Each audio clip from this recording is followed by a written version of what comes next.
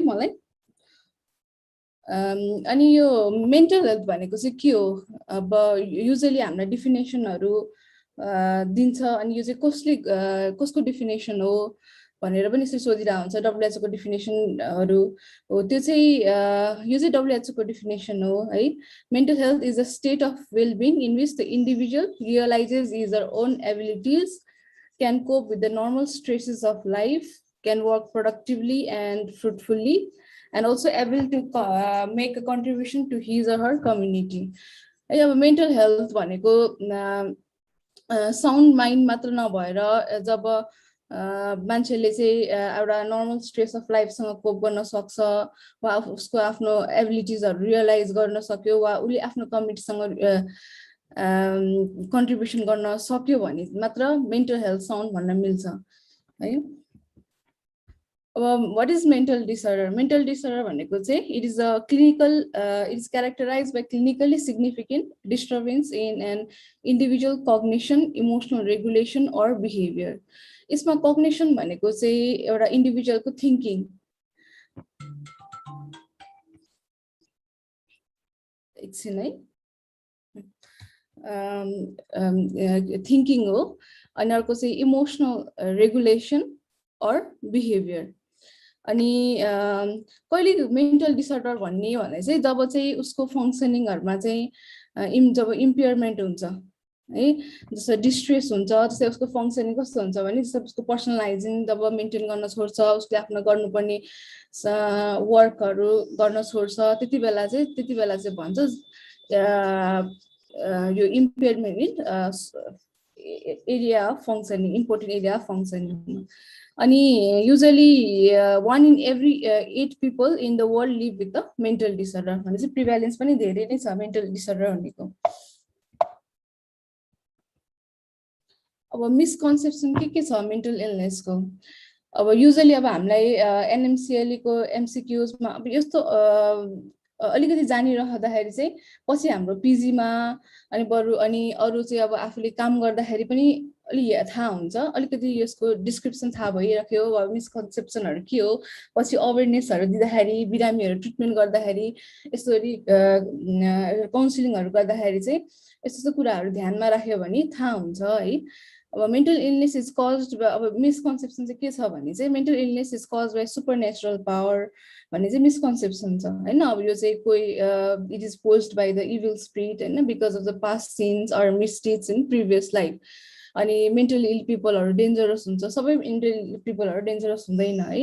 And it is something to be ashamed of भन्ने misconception हुन्छ। It is not curable and it is contagious and it is always heredity. It is not always heredity है, यो चाहिँ केही percent केसहरू चाहिँ heredity हुन्छ, तर सबै चाहिँ हेरिडिटी हुँदैन। अनि marriage can cure mental illness, किनभने अब यो चाहिँ धेरै जस्तै स्पेसली भिलेजहरूमा चाहिँ यो मेन्टल इलनेस भयो कि marriage one of the treatment हो भनेर बुझ्छन् होइन। तर marriage is not a cure for mental illness and mental hospitals are the place where only dangerous mental individuals are treated and restraint is major form of treatment भन्ने चाहिँ एउटा misconception चाहिँ छ है। अब यो पनि एउटा एनएमसिएलईमा सोध्छ क्वेसन होइन, कसरी क्लासिफिकेसन गर्छ मेन्टल डिसअर्डरको भनेर है। यो चाहिँ एउटा अकर्डिङ टु द आइसिडी है, इन्टरनेसनल क्लासिफिकेसन अफ डिजिज। हाम्रो आइसिडी 11सम्म आइसकेको छ, अहिले चाहिँ 11 युज गर्छ है। रिसेन्टली नै हाम्रो 11 आएको हो। अर्को भनेको चाहिँ यो डिएसएम भनिन्छ, DSM-5। यो दुईटाले चाहिँ क्लासिफाई हेल्प गर्छ क्लासिफिकेसन गर्न मेन्टल डिसअर्डरको है। अनि यो चाहिँ अकर्डिङ टु द आइसिडी-10 हो। यो चाहिँ F0 देखि F99 सम्म छ।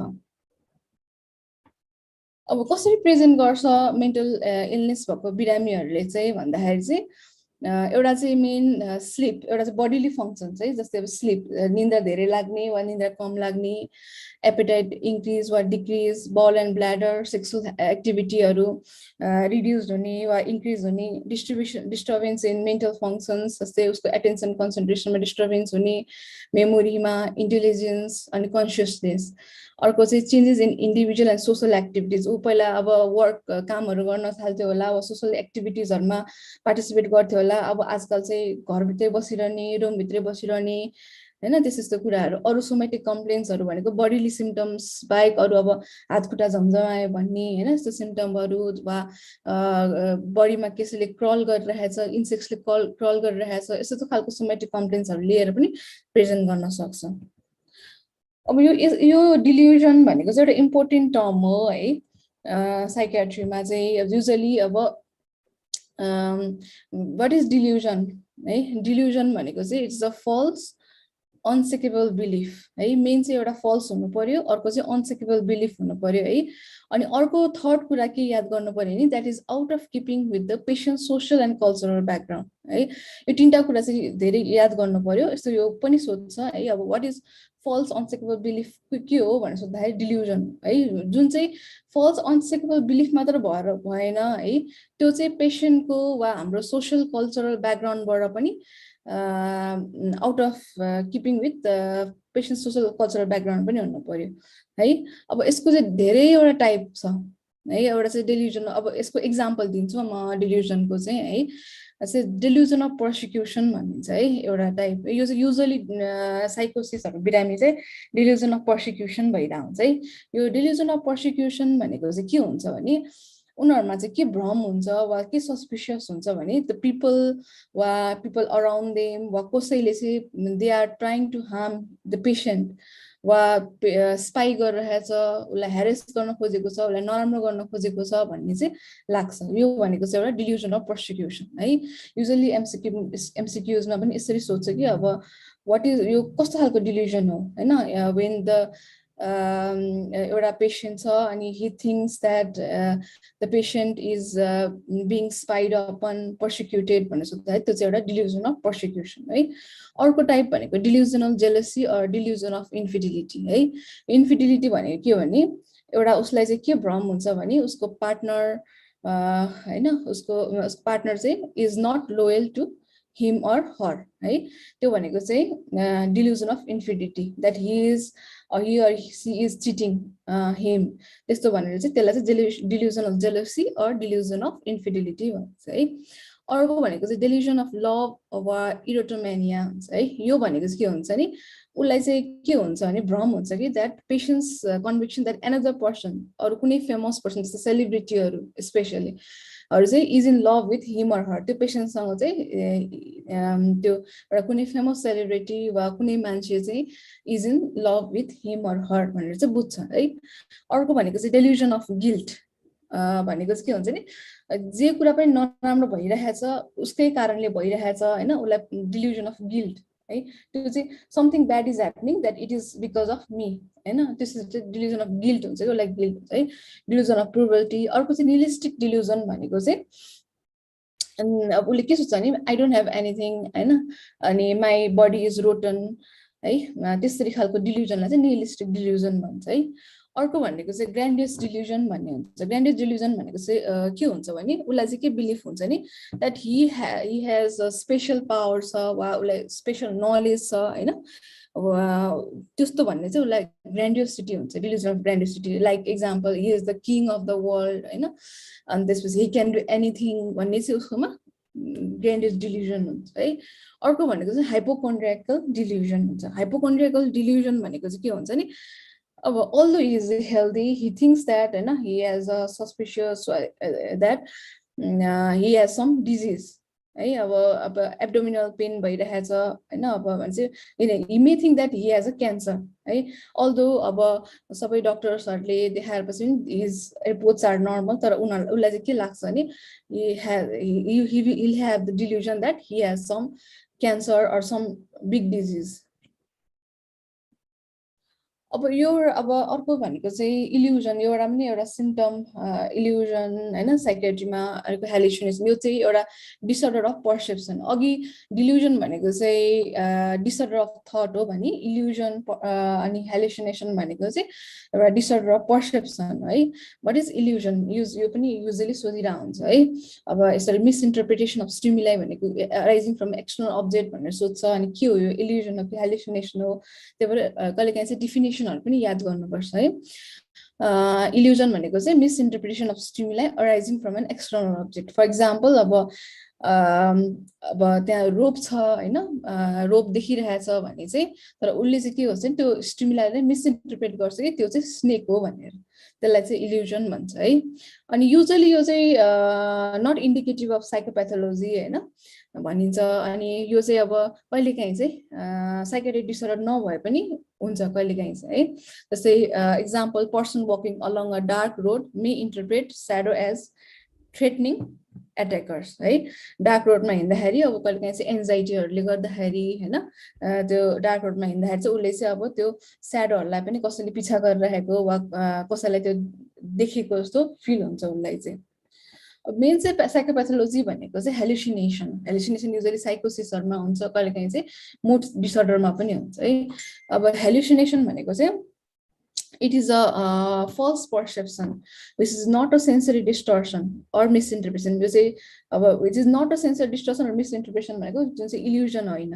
है but which occurs at the same time as real perception है उसलाई चाहिँ रियल जस्तै लाग्छ जस्तै फर इक्जाम्पल इल्युजन र हेलुसिनेसनमा त्यही नै डिफरेन्स इल्युजनमा के हुन्छ नि स्टिमुलाई हुन्छ होइन जस्तै अब त्यो अघि मैले भने जस्तो रोप हुन्छ तर उसलाई स्नेक जस्तो देख्छ भने यसमा चाहिँ के पनि हुँदैन है तर उसले चाहिँ देखिरहेको हुन्छ त्यहाँ कसैले पनि के पनि देखेको हुन्छ कुनै पनि स्टिमुलाई हुँदैन तर उसलाई चाहिँ के हुन्छ भने के छ हैन अब जस्तै त्यो रोप नभए पनि हैन स्नेक नभए पनि स्नेक देखिने हैन त्यस्तो हुन्छ है डिफ्रेन्ट टाइपको हेलुसिनेसन हुन्छ जस्तै अडिटरी हेलुसिनेसन है त्यो भनेको चाहिँ कानमा आवाज आउने कसरी नसुन्ने आवाजमा कानमा आवाजहरू आउने अर्को भनेको चाहिँ अल्फ्याक्टरी हेलुसिनेसन भनेको चाहिँ स्मेलको है त्यस्तो डिफ्रेन्ट टाइपको हेलुसिनेसन हुन्छ गस्टेटरी भनेको टेस्टको हेलुसिनेसन अनि टेक्टाइल भनेको चाहिँ अब something is crawling in his body उसलाई चाहिँ त्यो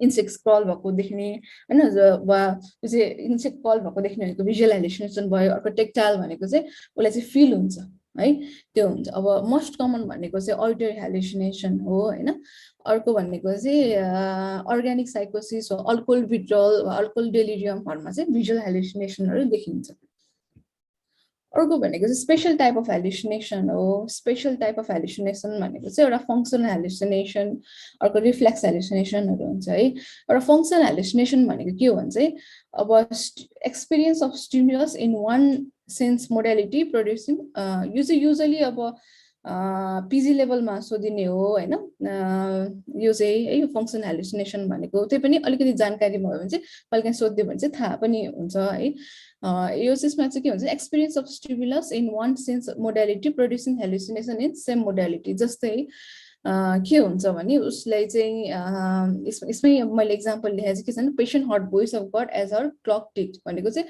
र क्लक टिक भनेको चाहिँ उसको यो स्टिमुलस चाहिँ भइरहेको हुन्छ हैन के अरे अब आवाजहरू आइरहेको हुन्छ तर के भन्छ नि उसले सँगसँगै गडको भोइसहरू पनि सुनिरहेको हुन्छ कानमा अडिटरी हेलुसिनेसन भनेको सेम मोडालिटी भयो नि त हैन अब जस्तै एउटै मोडालिटी अडिटरी हेलुसिनेसन दुईटै क्लक टिक गरेको पनि सुन्यो उसले भोइस पनि हियर गरेको हुन्छ है अर्को भनेको चाहिँ रिफ्लेक्स हेलुसिनेसन भन्ने हुन्छ है रिफ्लेक्स हेलुसिनेसन भनेको ठ्याक्कै डिफ्रेन्ट मोडालिटीमा चाहिँ उसको हेलुसिनेसन हुने जस्तै अब उसले अरु मान्छेले चाहिँ स्निज गरेको सुन्यो अरु मान्छेले स्निज गरेछ हैन त्यो भनेको अडिटरी हेलुसिनेसन के कानमा आएको छ त्यो आवाज तर उसले चाहिँ के फिल हुन्छ नि उसलाई चाहिँ कसैले चाहिँ उसलाई उसको टाउकोमा छोको त्यो चाहिँ सोमेटिक हेलुसिनेसन हो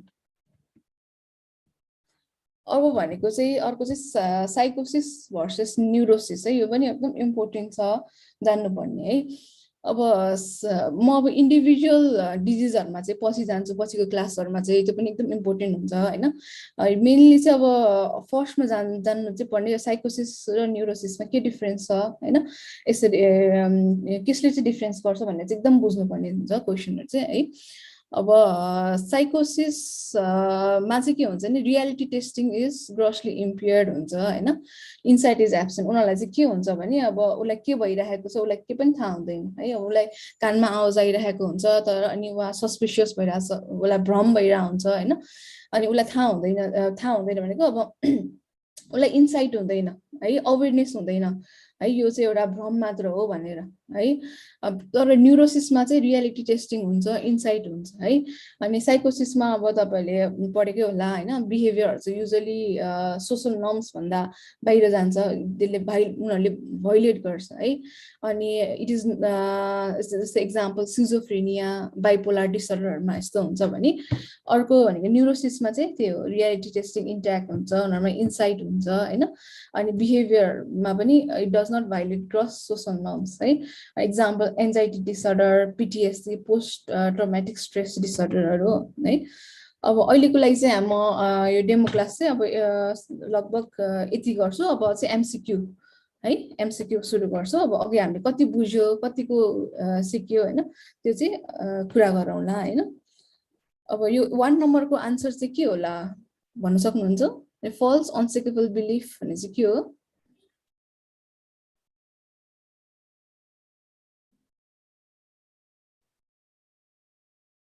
कसैले आन्सर दिन सक्नुहुन्छ? डिल्युजन। हजुर, डिल्युजन है। यसरी नै सोध्छ, फल्स अनसेकेबल बिलिफ होइन। What is false unshakeable belief? That is out of keeping with social cultural background भने चाहिँ डिल्युजन है। अब यसमा अब हेलुसिनेसन अब किन होइन भन्ने चाहिँ, अब हेलुसिनेसन भनेको त पर्सेप्सनको होइन हो नि होइन। अब अर्को चाहिँ न्युरोसिस, साइकोसिस भइहाल्यो। अब delusion is a disorder of के हो 2 नम्बरको चाहिँ?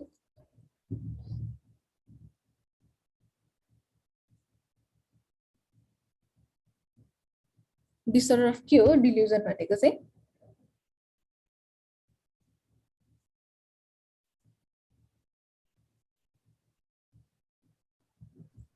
थाहा भएन?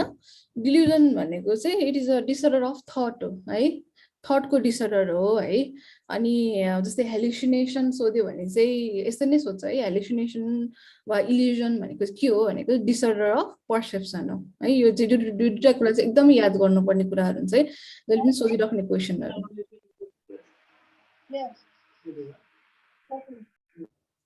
अनि 3 नम्बरको आन्सर चाहिँ an exaggerated concept of one's own importance, power and knowledge of identity. के हो थाहा छ? डिल्युजन के को डिल्युजन हो यो?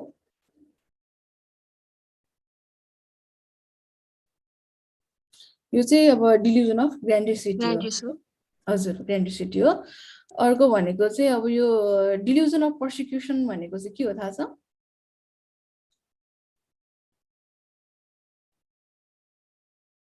यस डिल्युजन अफ पर्सिक्युसन भनेको चाहिँ समवन इज स्पाइङ होइन, वा कसैले मलाई मार्न खोजेको छ होइन। एक्जाम्पल लिँदाखेरि चाहिँ अब क्लासमेट्सहरूले चाहिँ होइन अब ग्याङ अप गरेर मलाई नराम्रो गर्न खोजेको छ, किनभने चाहिँ अब म उनीहरूभन्दा जान्ने भएको भए यस्तै टाइपकोहरू डिल्युजन हुन्छ कि उनीहरूमा चाहिँ।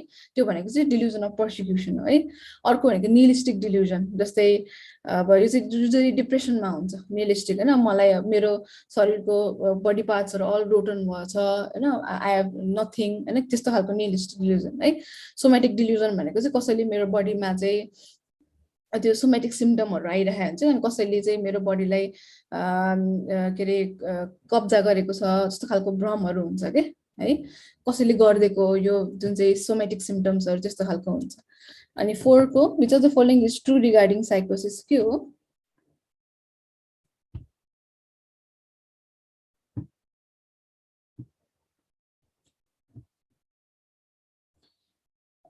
फोरको चाहिँ रियालिटी टेस्टिङ इन्ट्याक्ट हुने भनेको न्युरोसिसमा हुन्छ, साइकोसिसमा हुँदैन। इन्साइट इज एब्सेन्ट, यो चाहिँ आन्सर हो।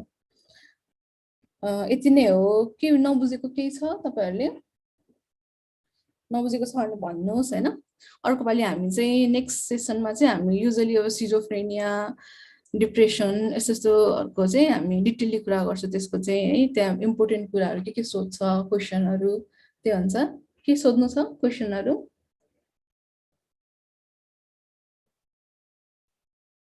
नबुझेको? पर्सेप्सन भन्नाले लाइक एक्ज्याक्टली चाहिँ के हो? लाइक पर्सेप्सन डिसअर्डर पर्सेप्सन भनेर चाहिँ पर्सेप्सन चाहिँ एक्ज्याक्टली के भन्नु खोज्छ?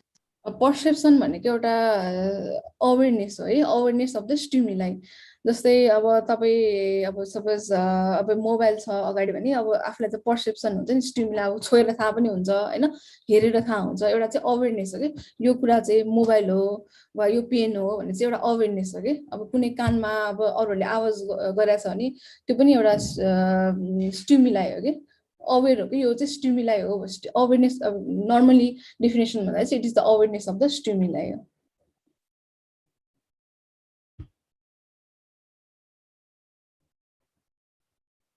अनि यसकै डिसअर्डर भनेको चाहिँ त्यो हेलिसिनेसन र इल्युजन